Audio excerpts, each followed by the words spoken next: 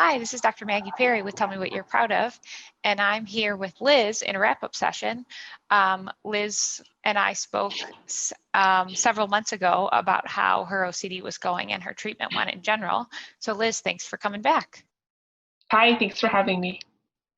So can you tell us how you've been in the last several months? Yeah, so last several months have been really interesting. The last 2 months, I think in particular, where I live have been particularly rough, but in a way that I think everybody is experiencing different things to do with that. From the perspective of what we talk about and what we work on, I'm really glad still that I started therapy before the world happened, before 2020 happened.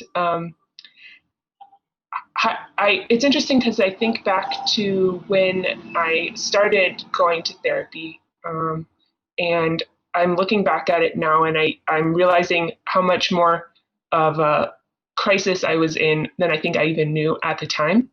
And there were some really urgent things that I wasn't able to do, or where my life was impacted.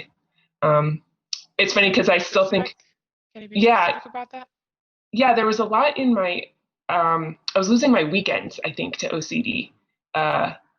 So I talked in the podcast, I think, about laundry as a thing for me. And I would truly lose a whole day to spiraling about this. It was impacting my personal relationships too. I was really encouraged to go and supported to go to therapy by a few different people in my life who knew what was going on. I at the time I thought I'll go to therapy a few times. I was really interested in cognitive behavioral therapy based on the recommendation of friends who work in healthcare, because I thought this isn't a long-term thing. I'll learn a few strategies to distract myself from these like anxiety spirals that I knew I was experiencing. And it was just a few sessions in that the therapist I was speaking to then, who eventually referred me to you, who said, kind of started circling around how compulsive my behavior was. And that, in fact, I think the distractions I was looking for probably would have become compulsive behavior if OCD hadn't been kind of identified as the root of the anxiety. So I thought at the time, I know that my life is being impacted. I'm losing days of my weekend to this. It's impacting my relationships. I'll learn some coping techniques, and then I'll be done. That's not really what happened, and I'm glad that's not what happened. So that's where, looking back, I had those urgent things to deal with, and I'm feeling still. I think I talked about this when we talked for the podcast last time, but I'm still feeling really good about kind of like lower anxiety levels. I don't feel like I'm in crisis anymore. For a while, it felt like a little roller coaster. Like I would have a good week and a bad week and a good week and a bad week.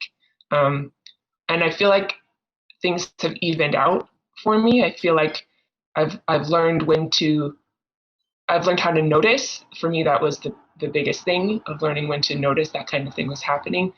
But now, over the last couple of months, actually being able to work from home, being lucky enough to work from home over the last couple of months, probably has played a part in this too, where I do feel like things have evened out, and I feel like the urgent life blocking, anxiety spirals and compulsive behavior that I was experiencing, and still do experience sometimes, have evened out.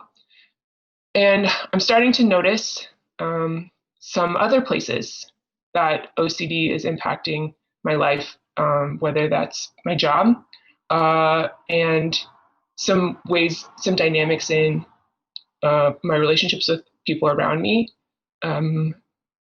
that are less obvious, like less obviously OCD, less obviously compulsive, and a little bit more pernicious maybe for that, and harder to spot and harder to notice. And if it's not, I'm not losing a whole weekend day to spiraling about laundry. Like that's a pretty obvious example of OCD. But when it's something that's really tied up in my feelings of over responsibility, you know, the urgent feeling that I might get based on a conversation with somebody in my life, feelings of uncertainty, all of those are harder to notice. And so yeah. But I'm glad. I think it took a lot of work to get here to be able to find that there is yet another layer of the OCD, if that makes sense.